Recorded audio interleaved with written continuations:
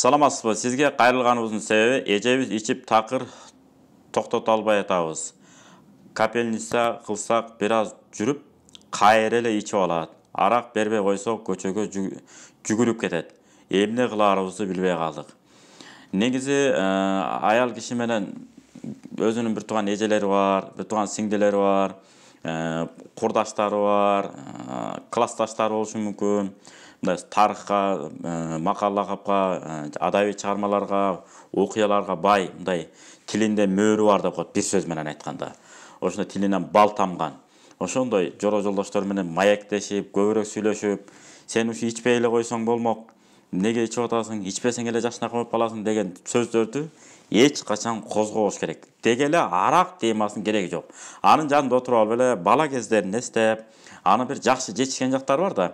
Ошол жөнүндө сөз кылып, анан ысык баягы тооктун шорпосу дейбизби, койдун шорпосу дейбизби, ошондой тамактардан берип, организми ачуу нерсени талап кылышы мүмкүн да. Зыян болбогон деңгээлде канемпирден баса кайнатма кылып берип, аралаштырып, максым жасап берүү, жана азыр бээ саап аткан аймактар бар кээ бир жерлерде. Бүгүнкү күндө мына октябрдын ортосу болсо деле биздин бир жезделерибиз бар. Бүгүнкү күндө дагы кымыз байлап отурушат. Мына ошол сыяктуу бир кээ бир аймактарда болот экен. Атайын күзгү кымыз деп кармайт. Ошо организми кычкыл нерсени талап кылышы мүмкүн. Тамакты күчөтүп берип эле, кымыздан ичирип, көбүрөөк баарлашып, эртеден кечке кыбырап, алектенип иш кыла турган бир жумуштарды таап бериш керек.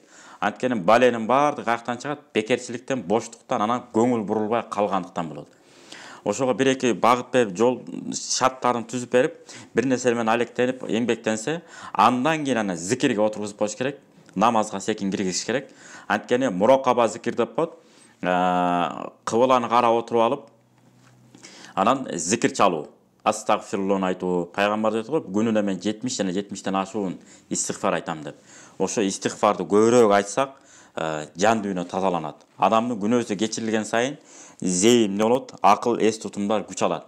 Акыл эс тутум күч алгандан кийин денени башкарып жүрүү дагы жеңил болот.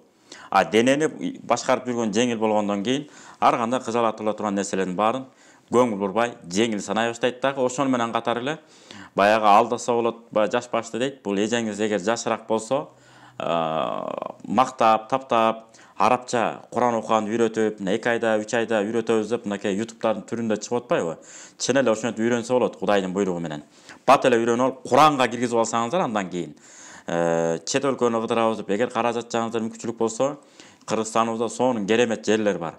Ошол жактарды зыярат кылдырып, аралашып, барып келип, кошо алып жүрүп, кыскасы муну жалгыз чыштабаңыздар. Бизде мындай да, мен муну алып ченеп ичем деп туруп берип коюп, анан мейли жакшытыр деп кой, ичпесең эле болот да, жакшы эле болуп калыпсың, ичпеди деп туруп эле ошентип урушуп кагып коебуз. Анан нары отуруп алып анан ыйлайт. Көп ичип кеткен адамдар көбүнчө таарынчак болуп калат. Ар кимден кемчилик издей берет, жана таарынганга шылтоо издеп калат. Ошолордун баарына эмне кылбашыбыз керек? Мүмкүнчүлүк бербей, жакшы сүйлөшүп, маектешип, сен биздин мыкты эжебизсиң, мыкты карындашыбызсың деп, эгер улуулар болсо, сиңдимсиң, эжемсиң деп, кыскасы кыз бир туугандары дагы аралашып, дайыма бир иш менен алектендирсеңиздер, анан Кудайдан тилек кылып, намазга секин буруп, анан жакшы сөздөр менен маектешип буруп алган болсоңуздар, иншалла Кудайым буйруса жакшы болот. Анан хижама деп коет, аялдар бар атайын. Восток бият деп коет, жана чыгыш 5 жакта медик бир айым эже бар. Ошол эжеке хижама алат. Ошо хижама деген кан алуу деген сөз. Ошо денесинен кан алып, анан канды бир сыйра обновление деп коет го, мындай кайра алмаштыруу. Ошондой бир дене обновление алмашат экен, бир жаңы бир баягындай бир аба кирбеген бөлмөдө отура берип, анан айнегечтерди ачат го. Таза аба киргенден бөлмө сонун абырак айланат го. Ошол сыяктуу баягы хижама кылып койсо, кан алып койсо, денесине бир таза аба киргендей бир ушунчалык бир башкача эс алып, анан иммунитети күч алат. Иммунитет деген эмне деген? Дене кубаты. Ошо дене кубаты жандана чөт дагы. Кудай буйруса арагын чыштап коюшу толук мүмкүн. Өмүр бою арак ичип туруп чыштап алып, оңолуп кеткендер да толтура. Ал боюнча хадис бар, билесиздер. Bir adam var, 5 намалын жасай берет. бейишке кирерине бир кадам калганда тозок амалын кылып кетип тозокко кирип кетет деп.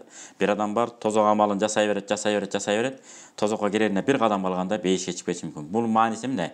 Этият бол, мен жасабаган иш калган жок, мен аткарбаган амал калган жок, бүт баарын аткарып атам, мен бейишке кирбегенде ким кирет дегендей бир сезимге кирип албагыла деген мааниде.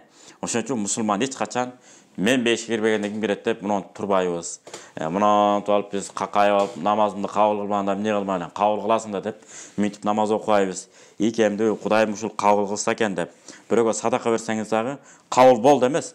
Кудайым ушуну кабыл этсе экен деп, Алланын ыраазы үчүн берип атам деп мындай бериш керек экен. Учурашканда да Алланын ыраазы үчүн деп ассаламу алейкум деп учурашып койсок, бул керемет экен да. Кайсы амалыбыз Кудайга жагып калган болсо, ал Кудай буйруса бейишке чыгат экенбиз. Алланын ыраазылыгы менен, Алланын ырайымы менен. Кудайым ынсап берсин, күч кубат берсин эжекеңизге.